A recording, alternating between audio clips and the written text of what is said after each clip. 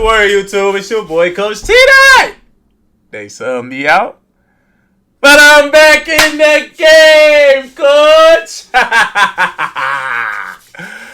Man, I'm back with some more heat for y'all, man. So check it out, chat. I got a very special video for y'all today, man. So look, we're going to get right into it, G.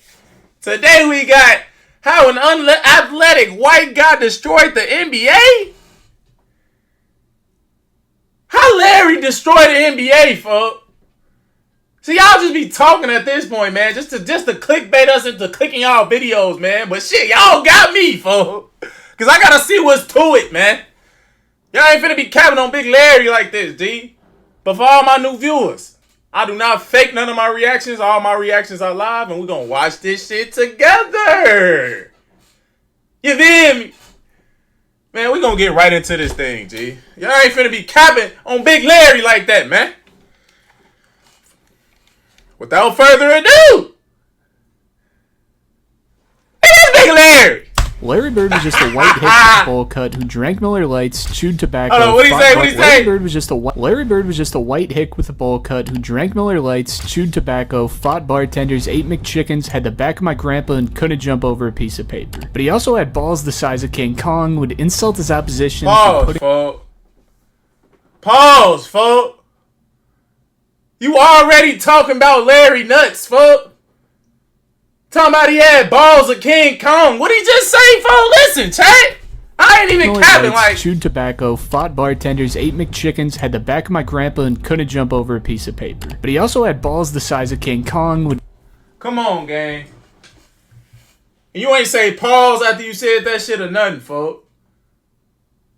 How you know what size balls Larry had, folks? Hey, G. Hey, folks, should we even continue watching this video? We only 10 seconds in and this nigga already talking about Larry nuts, G. We gonna see, folks. Insult his opposition for putting a white player on him, would tell you how he was going to score and then do it, create challenges for himself because the game was too easy, finished with 3 MVPs, 3 NBA championships, and etch his name as one of the best to ever do it, all due to his psychopathic drive to solve the game of basketball. Get on that! Larry Bird was a funny-looking dude from the 80s with a porn star mustache, a mullet, and a drinking problem. But he was also the baddest man to ever touch a ball. In a league that features some of undoubtedly the greatest and most physically gifted athletes the game has ever seen, how the hell did a slow-footed white dude who didn't have a lick of athleticism manage to not only survive, but absolutely dominate the greatest players of all time? Well, to find out, let's go back to French Lick, Indiana. Born in 1956, the fourth of 6 children loved one thing more than all, and I'm sure you can guess what it is. Everybody in my town had the same things. It seemed like nothing.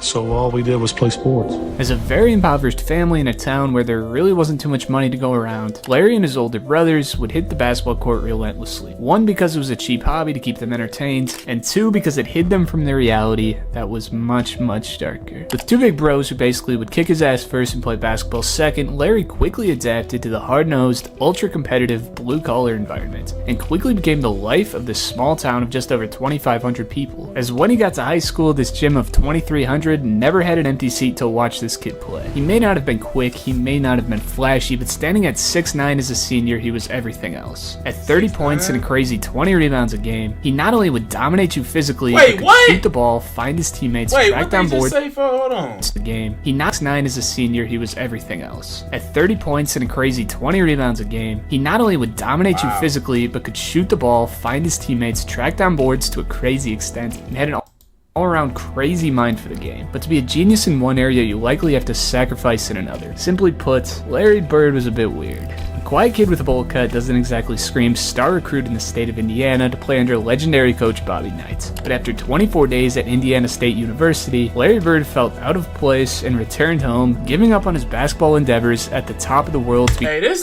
video damn near not good, bro. Already, I could tell. This nigga saying false information already. Nigga, Larry didn't go to Indiana State at first, you bozo. Who made this shit, man? Swiss County, folks? Like, you gotta get your facts right before you get the just yapping and shit on videos, man. The nigga went to Indiana University, bro.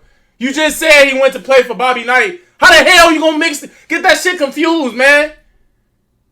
Get your words right. This is a 30-minute video. You already tweaking, gang. Come on, man. become a garbage man with the city's sanitation department back in Frenchland. Larry didn't have too many kids to talk to his age. He and his family didn't have any money, but Larry always had one thing: his dad that he shared everything with. Joseph Bird was a hard-working construction worker that Larry really wanted nothing more than to be like. If you worked 40 hours in the Bird household, you were a part-time worker. Larry recalled a time helping his dad with a broken and swollen black and blue foot into his boot before getting back out on the construction site. Bird's pops may have been a role model, but that didn't hide the disaster that was going on behind the scenes. As a Korean War veteran, Joseph Bird had his own issues he was battling. Living with the experience of a bloodbath as well as frequent unemployment issues with the limited labor force in French Lick, his method to cope with his struggle always involved booze. As his drinking problem forced his wife out of the marriage, the issues would only be amplified. As financial and substance issues would stockpile, a call to his then ex-wife regarding his late child support payments would end with him saying, "Maybe you'd be better off without me." He would be found dead later that day with a handgun, causing a ripple effect that Larry never recovered from. Everyone's reaction to tragedies like this are going to differ from individual to individual, and in Larry's case, he was pissed. And what he looked at as quitting on him and his family, Larry really had nothing. He was broke. He quit his basketball dream, and despite working his ass off for everything he had and everything he's achieved, he lacked the opportunity to turn it into something more than mediocre. This really could have been the last we heard of Larry Bird, unless you live in French Lick and he was snagging your trash. But an Indiana State head coach had heard about the best show in rural Indiana just 1 year prior and was not going to let this opportunity slip. With the motivations of turning his dead-end life into something, bringing his family out of the poverty that he knew nothing more than, and the weight of honoring his father's legacy, they may not have known it at the time, but that garbage man in French Lick may have just been the best college basketball player in the country. Despite picking up trash for a year, Bird didn't have an ounce of rust on him. Due to NCAA rulings forcing Larry to sit out a year, Bird was forced to practice with the bench guys for his super freshman year, where he'd basically pull a Jimmy Butler every day and whoop the starter's ass with a squad full of scrubs. It was a surprise to everyone except anyone who had seen him play before that coming into his sophomore year, he was one of the best players in the NCAA, putting up 32 points a game without a damn three-point line as one of the best shooters to ever lace him up. Larry was never not the man on the court. Larry turned the 13-12 Sycamores into a 25-3 powerhouse after not playing a game for 2.5 calendar years, shooting 54% from the field with 13 boards, 4.5 assists, 2.8 steals, and a block. Larry Bird was a brilliant two-way point forward who may have just been the best scorer in the world. Now we come to the subject of, this is bird country. Oh, this is bird watching country, but this is a rare bird. There's a meteor called Halley's Comet that appears once every 76 years. And that's what they call him down here, Halley's Comet. He has unbelievable ability, and welcome to Larry's world. Number 33, the center, a 6'5" senior from Flint, Indiana. Big Larry! It didn't take a lightning quick first step or biceps the size of your head to do it. Just a guy who can use every bit of his 6'9" frame through finding his spots, creating space, and taking what the defense gave him. Turn this garbage man on a nobody team to one of the best shows in college basketball. I went in there and they had like a 13-13 season, and all of a sudden you go from having 2,000 and 3,000 people at your games to people can't get tickets. Larry Bird was on the cover of every magazine, and the Sycamores were catching nationally televised games that they had never received before. Hey, this how y'all know Larry was just like an all-around just goon, like, from nigga, since he was in high school, folks. So you telling me the team was 500 but the year before he came. The next year, them niggas go 25-3, G? And then when he got to the NBA, the Celtics was 21-61. The next year, they ass was like 62-20. Something like that. Bro. That's what you call a true winner, folks. Franchise player. The nigga just, everywhere he went, just turned them niggas into winners, folks. And that just shows you, like, how much of winning basketball Larry played. I always tell y'all, Larry wasn't a selfish player. He wasn't a for self-ass nigga. He wasn't a motherfucker that just only worried about his stats. Larry was worried about winning, folks. Larry played the game the right way. So, kids, like I always tell y'all, folks, y'all want to be successful in hooping? You know, most of y'all ain't going to be 6'9", folks. Let's just get that out the way first. But, you know, you got to work with what you got. Anybody can be a game changer on that court, G. But y'all got to take some lessons and some notes from Larry, folks. Larry will show you the way. But as the world couldn't get enough of Bird Country, his quiet small town energy didn't let them get any closer. He really didn't talk to any news reporters, you really didn't see him out. Bird was a mystery man that popped in and dominated, then disappeared before you could bother him. The glitz and glamour of being the face of the NCAA didn't really entertain him, but what did was willing his way to the top of college basketball. Trying to set it up. The score, 4-2 Houston. Smith penetrates the lane. Feeds it off to Bird. He's there. He goes. Come on! By Larry Bird. The jump against Gilbert on Bird. Control. Feeds off the ball. Next to goal. Inside.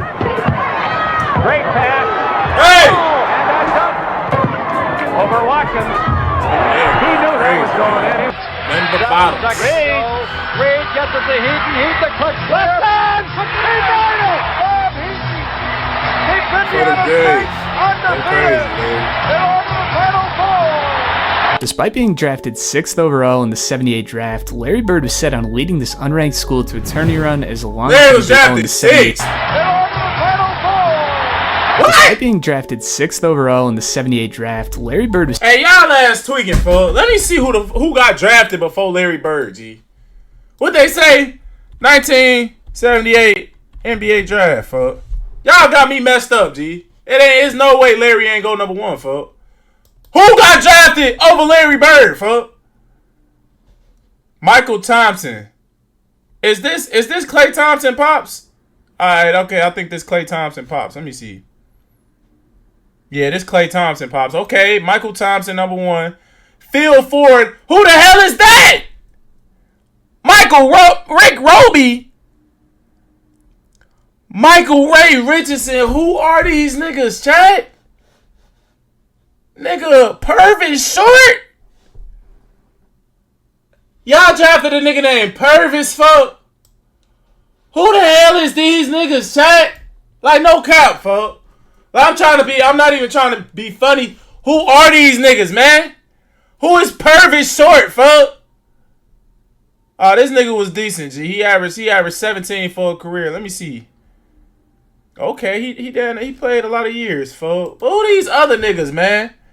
Phil Ford. Who is this nigga? Only averaged 11 points for a career. Bum ass nigga.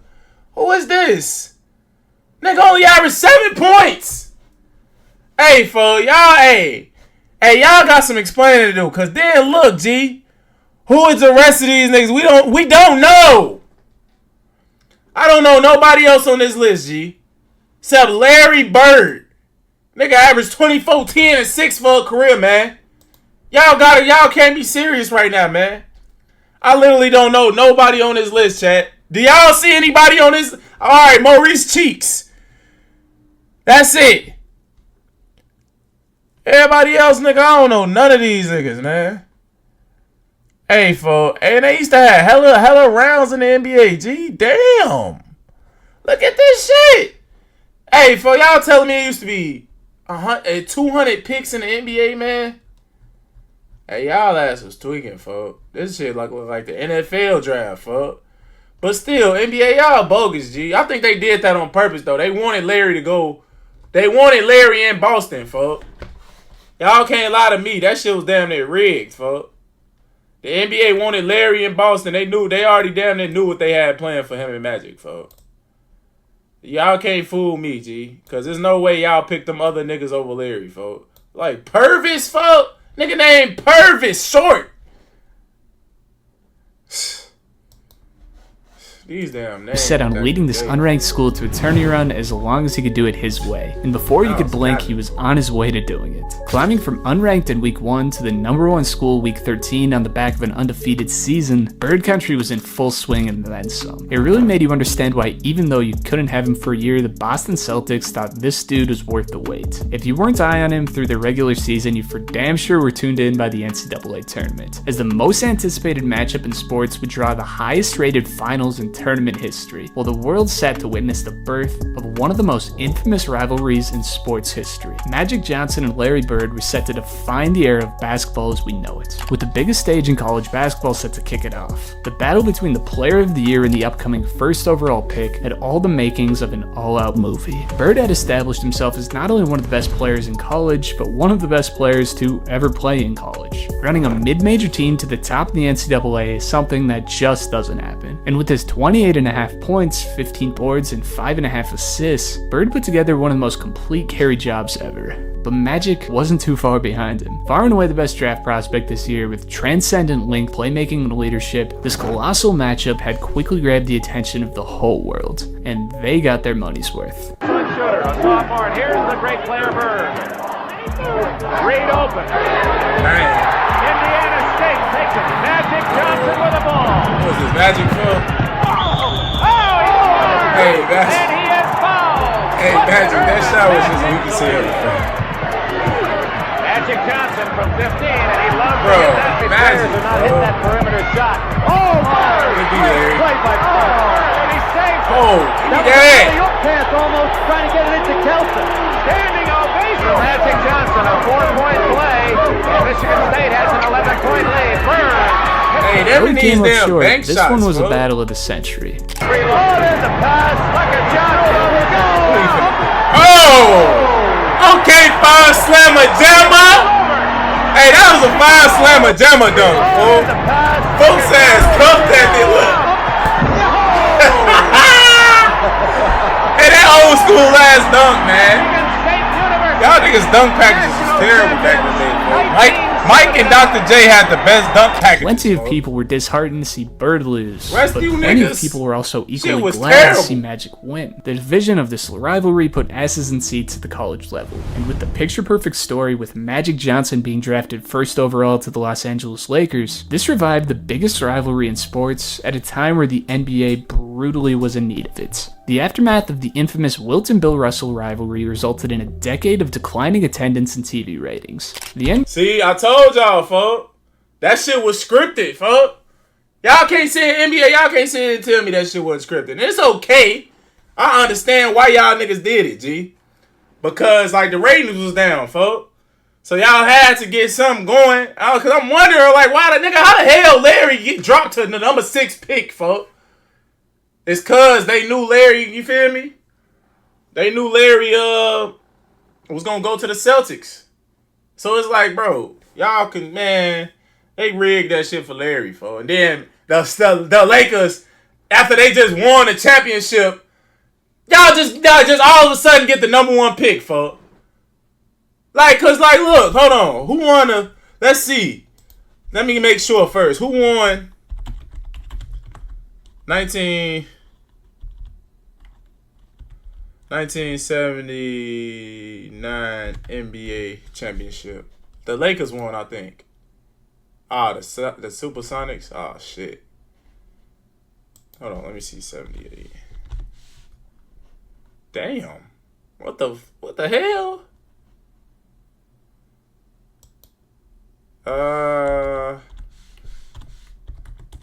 The Lakers. All right. So Magic. Okay. All right. So that's what happened. They won the championship the year Magic came. But still, folks, y'all asses, how y'all gonna get the Lakers get the number 1 pick, G, and Magic just, and then Kareem come to the team, folks, and then y'all just win the ring, Magic first year in the league, folks. How do that happen? Oh man, y'all can't fool me, folks. I see it. NBA was desperate for face of the league to arise, and they were lucky enough to land 2 of them at the same time. Entering the NBA, Larry Bird instantly was one of the best players that the league had to offer. Despite some of his teammates refusing to allow some white kid to come in and steal attention away from them, that white kid led the 29-53 Celtics to the biggest single-season turnaround in NBA history. I'm thinking, oh, he's slow, he can't get off a shot. He's not that strong. This is gonna be a layup. Bam, knocks down the jump shot. Okay, maybe that was luck. Glad you changed your mind. Gets the ball again. Bam, knocks down another jump shot. Now I'm thinking like, okay, hey, you know what? I'm gonna D this guy up. I'm gonna show him his life. Psych. 20 feet away. Bam. 25 feet away. Bam. Stupid. My mind just goes to the, damn, this white guy can play. Yeah, started cooking your ass, nigga. You thought it was sweet. Nigga, Big Larry had to show you how he was coming. See, it always be the ones that you least expected from, folks. And he thought, real talk, he thought Larry was sweet, G. And now, like I told y'all, they didn't have YouTube and TikTok and IG Reels back in the day. Niggas, you was hearing about people just on face value, like, it's a kid named Larry Bird, and this kid's good. He's a white kid, but you know, so he probably thinking Larry's sweet. Larry had to show that. Bird was not only the best rookie in the NBA, taking home Rookie of the Year award over Magic Johnson, but Bird finished in the top 4 of MVP voting in his first season in the NBA. Playing with the three-point line for the first time in his career, Bird would average 21 points, 10 rebounds, and 4.5 dimes a game while dragging the Celtics to the Eastern Conference Finals as a rookie. On top of being instantly the best shooter in the NBA, he was constantly seeing plays happen a couple steps before the crowd. After their worst season in 30 years, Larry Bird was the only piece they needed to complete the rebuild. The 1980s were looking like a straight shot to the top of the NBA for the Boston Celtics, and compounding with the offseason trade for Robert Parrish and the drafting of Kevin McHale, the NBA had just found its newest dynasty. But there was another team on the other side of the country who was looking at an even brighter future. To the disdain of Boston fans, the Lakers would finish the 1980 season with their 7th championship banner in NBA history. And to the disdain of Larry Bird, the rookie sensation Magic Johnson would be crowned the series MVP as he watched from the couch. And what only motivated the NBA's ultimate competitor, the NBA was in for something wild this decade. Bird puts up his shot. Yes. Larry Bird got off. Back, Larry. Too far out for him. Oh, we gone. Bird leading Good pass. Way to look up the court, Larry. I see you, short. Kevin pointed out Caldwell. Go, Craig. Oh, to the high. And one, rep. Caldwell Jones in there. Going to the hoop. That's an and 1.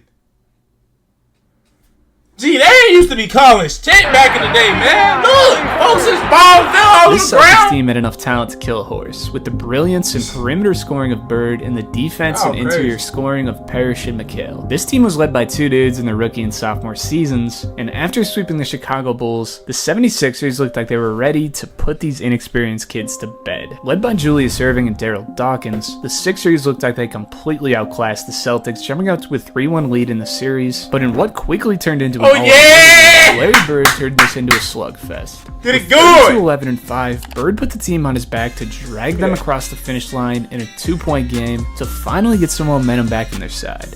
In the most evident example of 80s basketball you'll ever see, these teams competed to the end with physicality that would put a modern ref in a cardiac arrest. In a 2-point game in Game 6 and a 1-point nail-biter in Game 7, the Boston Celtics were officially in Game 6 and a 1-point nail-biter in Game 7. The Boston Celtics were officially back. In one of the craziest sports towns in the world, this unsuspecting white kid who had to leave college to pick trash just a few years ago was the new face of NBA basketball. Landing in the NBA Finals in just his second year in the NBA, the struggles to pack seats for the past few years were certainly not seen in the Garden. In a 6-game series that really shouldn't have gone that far, the Celtics made you forget that just 2 years ago, this Houston Rockets team had the MVP and Boston was the worst team in basketball. Larry Bird took control of the NBA, leading a dead-end franchise to an NBA championship in just his second year in the NBA. That's crazy. How do you win the championship in second year? Oh, good hustle. Oh, my. Shot it in with his left hand. Just a great shot. You won't see much better move than that. Winning a ring second year in the World champion, the Boston Celtics.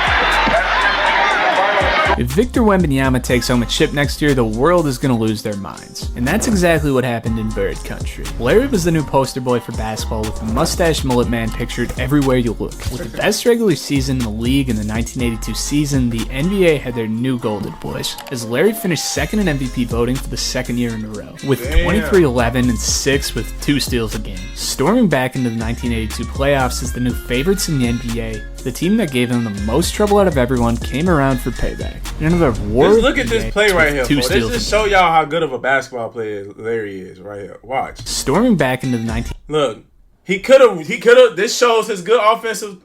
Let me move this out the way.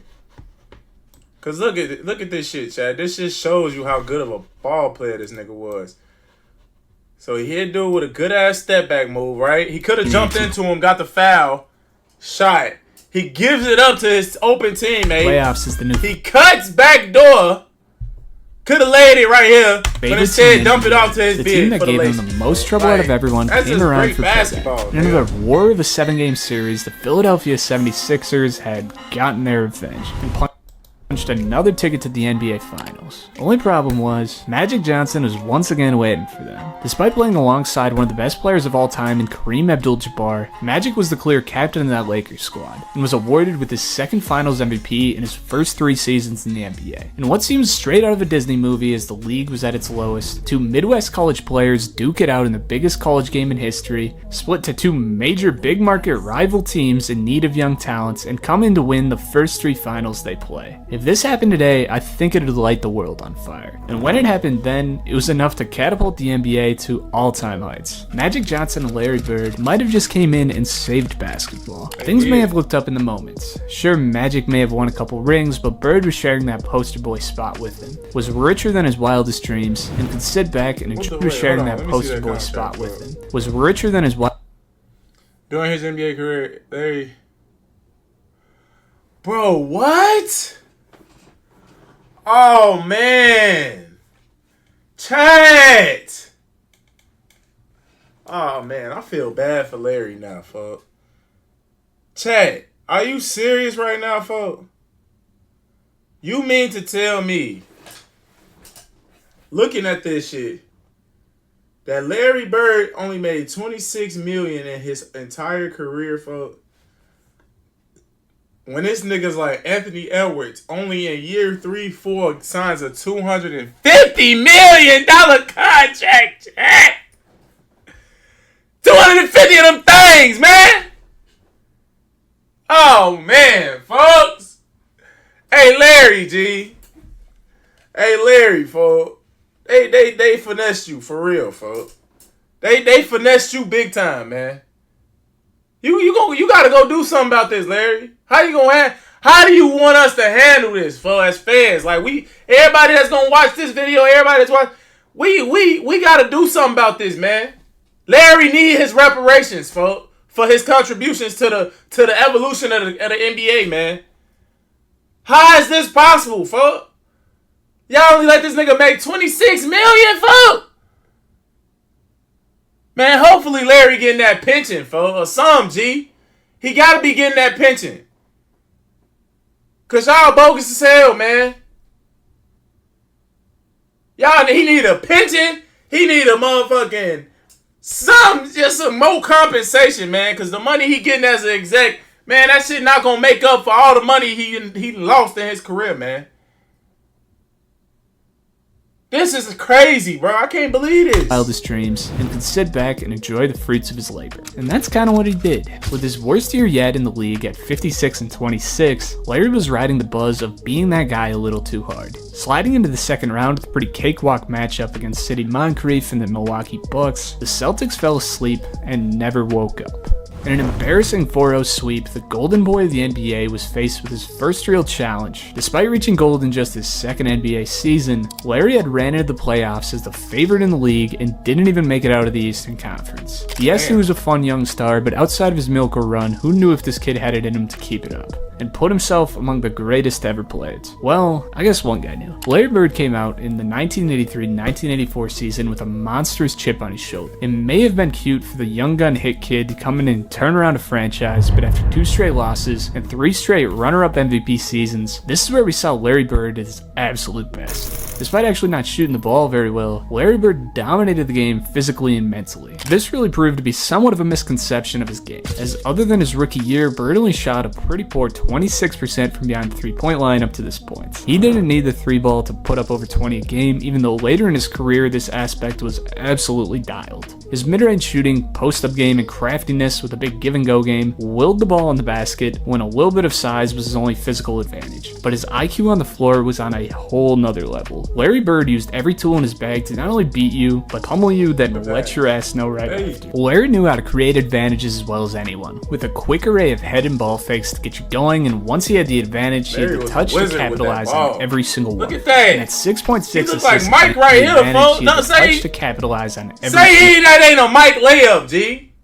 Larry just scooped duked they ass, fucks. Look. Head and ball fakes to get you going, and up once another you on the other advantage, side. touch Look. to capitalize on every single one. That's a Mike layup right there, fuck. Game. He was the best passing wing. I see it, Larry. And even now holds up with some of the best to ever do. And what even he if said? she had the touch to capitalize on every single one of them. And at 6.6 assists a game, he was the best passing wing ever up to that point. And even now holds up with some of the best to ever do. Larry Bird was so damn well rounded, and this season it was no question who the best in the world was, with Larry Bird taking home his first MVP trophy in his career. With Bird on top, the Celtics elevated right along with him. With Parrish and McHale on the blocks, Dennis Johnson coming into his own, and Larry Bird going supernova in the middle, this team was far and away the best team in the East, burying the Bullets in the first round, New York in round 2, and getting back to the Bucks in a personal ass-beating of an Eastern Conference Finals. The Celtics truly looked unstoppable on the back of who some were already calling the best to ever do it. After 2 years of losing, the Celtics finally looked ready to turn this one-ranked team into the dynasty that they were bound to be. The only problem was Magic Johnson coming out of the Western Conference had the same damn intentions. In their 5th season in the NBA, every year it featured one of the two in the NBA Finals. But 1984 would be the first time that two players who made the 1980s theirs would match up together in a must-see Finals matchup. And must-see it sure was. The revival of the Lakers-Celtics rivalry was back, and this time it was better than ever. To Kareem, to Worthy, to Rambo. He should go the distance. Oh, G. Oh, no. We gotta get it going, folks. We gotta get it going, G. It's no, G. Hey, chat, folks. Oh, man, folks. Woo! Boy, y'all know me, Ted. Y'all know me, folks. Oh, you gonna knock me out there like that, G, man. Woo! Hey, Chad. I'm gonna tell y'all right now, folks. Motherfucker would have knocked me out there like that, G. It wouldn't have even been any time for me to even get up to get on this. I would have been right on that nigga ass, man. Kurt Rambis. I think that's his name. Like, look. He wasn't on the crumb, G. You wasn't gonna stop me from whipping dude ass, G. You wasn't gonna stop me from putting me. You wasn't gonna stop me from doing that, G. No way, fuck. No way. Cause that's terrible, bro. You not finna just knock me clean out there. Folks came across good. Better than ever. Kareem, to Worthy, to Rambo. He should go the distance. Nigga didn't even try to like save him. You just. Hey, Kevin McHale, you was a hoe, folk. You was a hoe, G. I would have got up and instantly got on that nigga ass, G. It wouldn't have been no discussion. It wouldn't have been no stopping me. I don't give a flying freak. Kevin McHale would have got his ass handed to him that day, G. Real talk. Cause this is crazy, bro. Kurt Rambis, like, you ain't even get on that, G. I would have instantly, like, you falling over and shit, like. And Kareem hit him with an elbow, and he's upset now. Bird. Yeah! Why did you hit me? And Kareem saying, listen, pal. An all-out slugfest of physicality resulted in one all-time classic series. As back and forth as it gets, this series had it all. Late-game heroics from Bird with some massive scoring explosions, including a huge overtime win, and Magic Johnson showing why he was already the best playmaker to ever touch a basketball. Trading wins back and forth, this thing got ugly. Physicality up the wahoo, and even the hurdle of playing the Boston and forth, this thing got ugly. Physicality. Bro, he legit got him in a chokehold and didn't hold on tight to him. The least you could have did was just kept him in the Nelson, folks. Or the headlock, whatever this called. Headlock. You could have at least just held him like that and brought him down. You just gonna knock him out the air and then just let the man just die. He could have died right there, folks. Could have landed on his neck wrong. You ain't even care, Kevin McHale. That's why I'm saying you's a hoe, G. This nigga probably got kids and all type of shit at home, G. A 401k, like, and you just gonna stop all that just because you trying to win the game, G. What type of human are you, folks? up to Wahoo, and even the hurdle of playing the Boston Garden with no air conditioning games 5 and 7. If you're a fan of 80s basketball antics, you've rewatched this series more times than any. At 27 points and 14 rebounds, Larry did everything he could to win this series. When you're looking at a Game 7 in a 100-degree hotbox against Magic, Kareem, and Worthy, I don't think it's possible to feel comfortable about your situation, no matter what. Hey, I'm sorry to keep stopping it though, Chad. Kareem and But Worthy, I don't think it's possible. Kareem, G. Hey, Chad, fo. Hold on, Kareem, fo. You bogus as hell, G. I gotta troll the fuck out of you right here, fo. Kareem, G. Man, you one ugly ass nigga, man. You need to put them damn goggles back on, you barnacle boy looking ass nigga, man. Hey, Chad, fo. Hey, no cap. This nigga look just like Barnacle Boy, fo. If y'all ever seen SpongeBob SquarePants, folks. Hold on, folks. We gotta troll Kareem for this picture right here, man. We gotta motherfucker. What Barnacle Boy, folks? Hold on. Barnacle Boy. Yeah, Kareem, you gotta catch these strays, G. Oh man. Say Kareem don't look like this nigga right here, man. Hold on. Where we at with it? Say Kareem don't look like Barnacle Boy, G. Especially if he had the glasses on, man. Like Kareem, G. Kareem, you need to put them damn goggles back on, man. That's all I know. We're going to continue. Will feel comfortable about your situation no matter what, especially after a four-quarter hounding in the Staples Center the night prior. When Game 7 came, it really could go either way. In a game that had the potential to shift the weight of the NBA on its side, it didn't matter how hot the Garden got. That thing was packed to the gills, and then they let a few more guys in. Despite a poor shooting night from Bird, the heroics of Cedric Maxwell and the contributions in every other aspect from Larry kept the Celtics on top late game.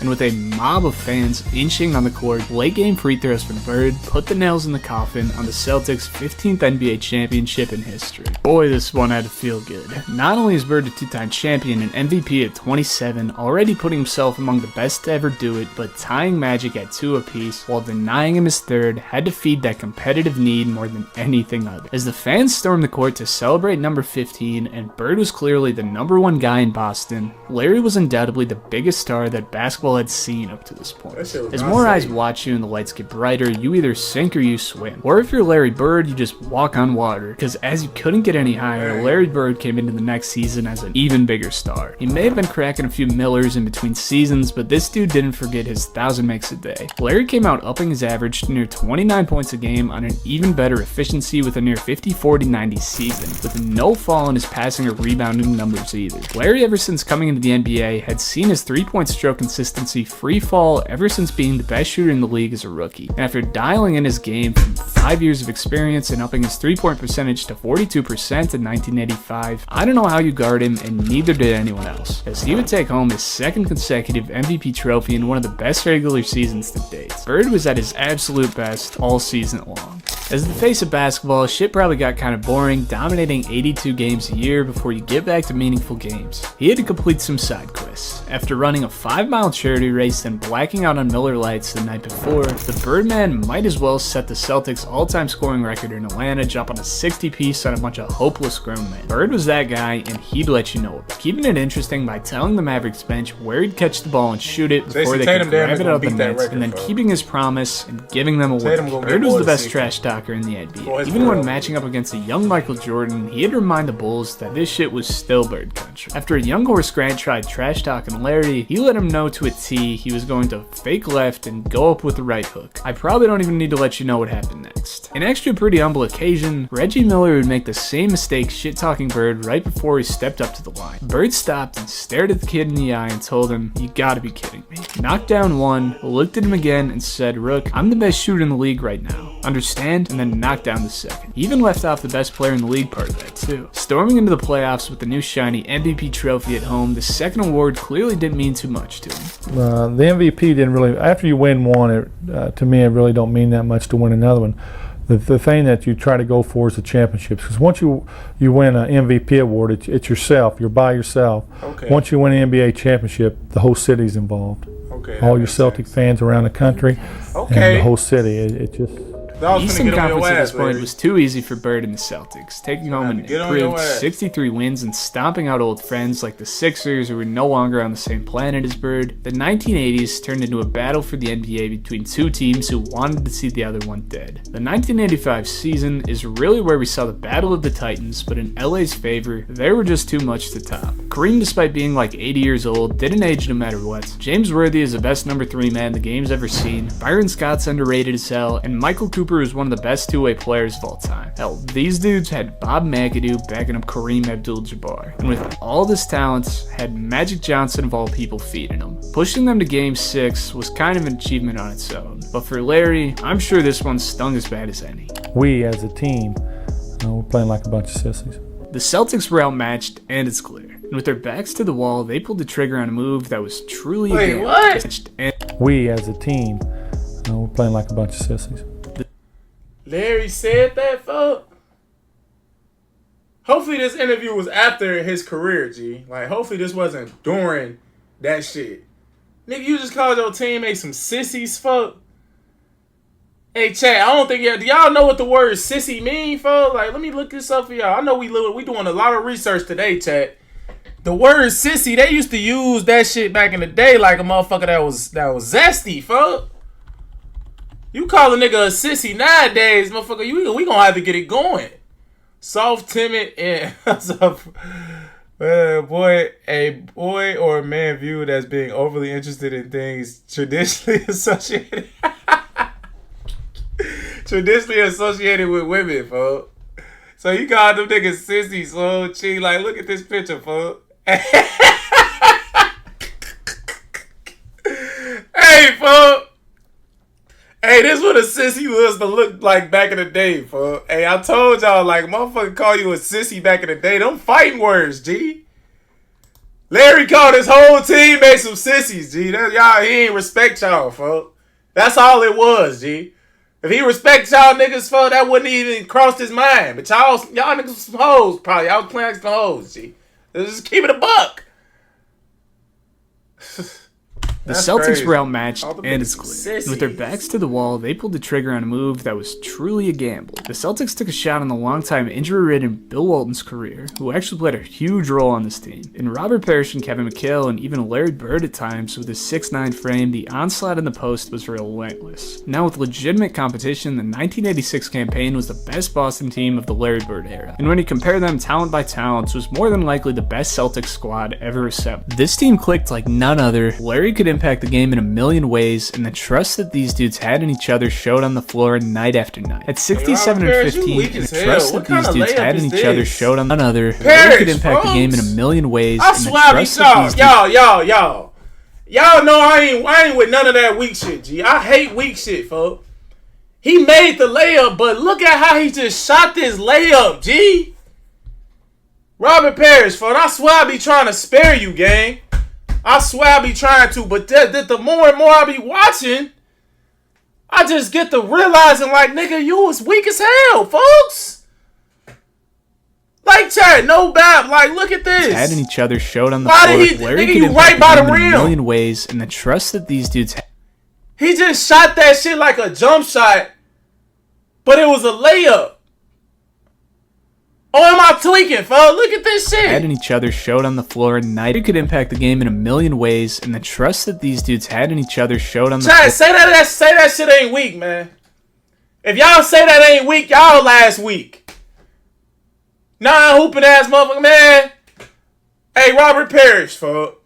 You ought to be ashamed of yourself shooting this damn layup like this, man. You was damn near 7 foot. Trust that these dudes dunk the ball, nigga. On the floor night after night. That weak shit, man. Dwight Howard whooping that shit to the 5th row. For Bird, they were one of the most dominant squads in NBA history. That shit 26, terrible. 10, and 7, Bird was still the best in the league, and at just a few buckets away from 50-40-90 with a new 3-point contest trophy in its first ever go-around. He was the best sharpshooter the league had seen up to this point. Bird. After dominating the NBA, winning MVP 3 years in a row, and three-peating for second place the 3 years before that, Larry got back to fucking around the entire season. A matchup against the Portland Trail Blazers resulted in one of the most infamous FU games in history. After telling the Blazers that he was saving his right hand for the Lakers, Bird went out and torched Portland for 47 in Portland with his left hand while burying the game-winning shot. Bird was the baddest man in the league, and he was running a powerhouse straight to the top. In what was clearly the best team in the league and the best team of the Bird era, the Celtics curb-stomped the Eastern Conference, sweeping the Bulls, nearly sweeping the Hawks, and sweeping the Bucks. Celtics stormed in the finals, losing only one game before matching up with an old friend. The new and improved Houston Rockets may have been the best set team to take down this powerhouse of a Celtics squad, as probably the only team with a better front court with the twin power duo of Hakeem Olajuwon and Ralph Sampson. Their only problem was that they had no answer for Larry Bird, if that was possible. Winning the series in 6 games, the only thing on Bird's mind was how the hell they even let him win a pair. With 3 NBA championships, the Celtics were officially a dynasty, with more cinemas to show for it in the 1987 season, averaging 30, 10, and 8 against one of the best perimeter defenders ever in a 7-game series, and another 27, 10, and 7 to follow in one of the most memorable matches of the decade against the dirtiest team the game's ever seen. Bird headed out for the bad boy Pistons, but damn, they never made it easy. Oh my God! As physical as any. Good, Larry. Smack this ass. Look, they never made bro, come, bro. Bro, I swear to you, G. I swear to y'all, bro. I would have gotten so many fights back in the day if I was in the NBA, G. I would have had to put pause on a nigga every game, G. If this is how y'all was regularly against the dirtiest team the game's ever seen. Look at Bird this. headed out for the bad boy Pistons, but damn, they never made. Bro, y'all gotta be kidding me, G. And y'all niggas got the nerve to say that y'all used to play real defense back in the day, fuck. Is y'all niggas watching the same thing I'm watching, G? Look at this. I'm finna slow it down for y'all so we can just see how heinous this crime was, bro. It is. Let's see how heinous this foul was. Look. But damn, they nigga could have just broke Larry neck, Larry back, my neck in my back looking ass, man. He just literally just DDT'd that nigga. Like, Chad, this nigga just hit him with the most. Larry Bird. Hold on, bro. We gotta find this. Volume shooters to. He just hit Larry with the straight to the top. Ships. Hold on, where that shit just go, G? And they never. He just hit that nigga with the nastiest wrestling combo ever, Chad. What y'all would have did if that was y'all, folks? Would y'all have fought back or something? Y'all let me know, cause I gotta know what type of subscribers I got, man. Like for real, folks.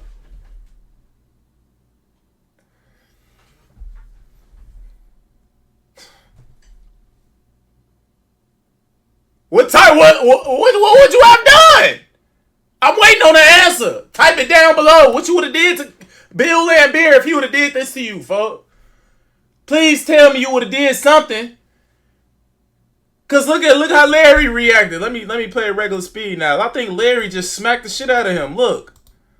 Made it easy. In a series that proved to be as physical as any on the backs of crucial mistakes by the Pistons, never made it easy. In a series that proved to be as physical as any on the backs of crucial mistakes by the Pistons late game, like the game-winning steal in one that's cemented in every highlight reel, and letting Bird get on a roll in Game 7 with 37, 9-9 on 54, 50, and 100% shooting splits. The Celtics had punched their ticket to the 4th straight NBA, and their 5th of Larry Bird's legendary career. But duking it out in back-to-back Game 7s costed this team some legs. With an injured supporting cast and the toughest matchup in basketball with another Celtics-Lakers series, Boston was out of this one before it even started. At this point, it was clear to see that the squad that the world was fascinated over was on the back 9 of their run of dominance in the NBA. But despite Bird celebrating his 31st, he was still reaching highs he had never seen before. At 39-6 in the 50-40-90 club, Larry was really paving the way for volume shooters to an extent that had never been seen. But really more than that, he was changing the face of the sport. A couple of poor Midwest kids seen on every advertisement showed that even for everyday people, the best of the best might still have room for you, if you want it bad enough. And that's what Bird did. Bird may not have been the most talented in the league, but did the work prior to ensure excellence at every turn. No time more evident than the 1988 three-point contest. Looking for his third win in the third year of holding the event, Larry walked into the locker room, asked who was going to come into second place, before going out and winning his third straight trophy without even taking his jacket off. Yeah, just winning isn't enough for some people. Bird and the Celtics would set off into the playoffs, looking to make another deep playoff run. But this time, after another 7-game series, the stress, physicality, and pain that comes with competing against the Bad Boys Pistons was just too much for them.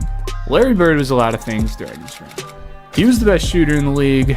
For a while, he was the best player in the league. He trash-talked better than anyone in the league, and he backed it up better than anyone in the league. And mostly, he worked harder than anyone in the league. Game or practice, Bird put his body on the line 100% of the time if it meant it was going to put his team in a better position to win, despite if the game meant anything or not. You wouldn't expect this from the best offensive player on the team, but as the guy who demanded the ball at the end of games, it wasn't because he was the most talented guy in the world with the nicest step back. He took the last shot at the end of games because he's taken twice as many shots in his life than the next closest guy on the team. Putting your career first and body second did elevate him to basketball immortality, but was also the buck shot that took Bird out of the sky. After ongoing back problems stemming from shoveling gravel in his mom's driveway to save money, Bird would sadly see his health steeply decline, playing just 6 games in the 1988 season. A back injury may have been the only possible culprit that could take down Larry Bird. With no real reliance on natural athleticism as a crafty jump shooter, going out the same as most plumbers was sad to see and weirdly fitting. That looked but like, even while battling pain, going out the same that looked like it. This is where Larry should be, folks.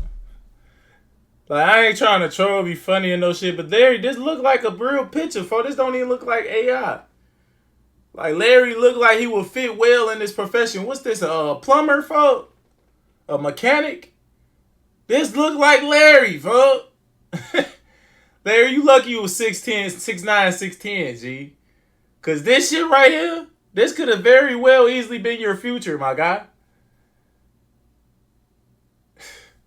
Most plumbers was sad to see and weirdly fitting. But even while battling pain most people couldn't bear to deal with, Bird was still a top 10 player in basketball at 33 years old, putting up 24 a game in 75 grueling games, laying everything on the line to sneak his aging roster in the playoffs. Bird sadly left too much out on the floor, sitting out the first round due to injuries, as without their star, the Celtics were dead in the water with a 3-0 sweep. With 2 early exits in the following years and declining minutes, the back problems had officially put the Birdman out of commission, retiring from the NBA after 13 seasons that will live on for a lifetime. With career averages of 24 points, 10 rebounds, and 6 assists on just under 50-40-90 for his career, Larry Bird easily put together one of the most complete careers in sports history. With a lineup of MVP awards cementing him as a top individual talent for years, Finals MVPs cementing his legacy within one of the most storied franchises in sports, All-Star selections every year that he played, and even a trio of 3-point trophies as the grandfather of the shot that took over basketball. Larry Bird's career may have been cut short, but I'm not sure the league could have handled another decade of the Birdman. At the end of the day, a small-town kid dealing with eternal grief really put a random school in the history books, revived the NBA during its darkest days, became the face of basketball for a decade, became globally recognized as an all-time great competitor, stacked awards to the ceiling, while inspiring millions of people across the globe in the meantime. That's not too bad for a garbage man out of French Lick, Indiana. If you enjoyed this video, check out my last one here, where we cover a team hey, that end of that video, G, that shit, we should have just stopped earlier, for I damn near just fell asleep watching that end of that shit. Oh shit, that video was just long as hell, Jay. Hey, that's why I want them long ass videos, for like, they be good, but I feel like sometimes they be longer than what they should be, bro. That was a good slight good video, you know. We learned some stuff in there. You know, how y'all like the video, man? Y'all comment down below, man. How did y'all enjoy this? Was this W video, L video? I think it was W video. We learned some stuff in there. You feel me? Or, you know, it was alright. I'll give it a C. I'll give a video a C, you feel me? Just for bro taking his time to put that together, you feel me? But man, Chad. Larry was running amok through the NBA, man. Did it for 13 seasons. Was an all-star every season. Got him three rings, 3 MVPs. And that's perfect for Larry. Larry was number 33, 3 rings, 3 MVPs, G. You feel me? Larry straight up dominated the 80s, man, with Magic. But like I always say, I think Larry was the better player for sure. He was the better player. Now, y'all could disagree with me all y'all want in the comments. I don't care. I'm telling y'all what it is. Larry's better. Fuck. All right, but look, Chad. I hope y'all enjoyed this video, man. Hey, look. We trying to get to 3K subscribers by the end of October, man. It's definitely possible. It's only October 5th right now. We 650 subscribers away, man. You feel me? We can definitely do it, bro. But we just gotta, share the videos, like them up, continue to comment below, just interact with the post, share them to y'all friends, whatever y'all gotta do, folks. Let's make that our goal as a community to get to 3K subs, and I know it don't even be about the sub count for real, but it's just a goal that I need to hit. You feel me? But other than that, Chad, that's the end of the video, man. Make sure y'all like, comment, and subscribe if you're new. It's your boy, Coach TDOT. I'm up out of here. I love y'all.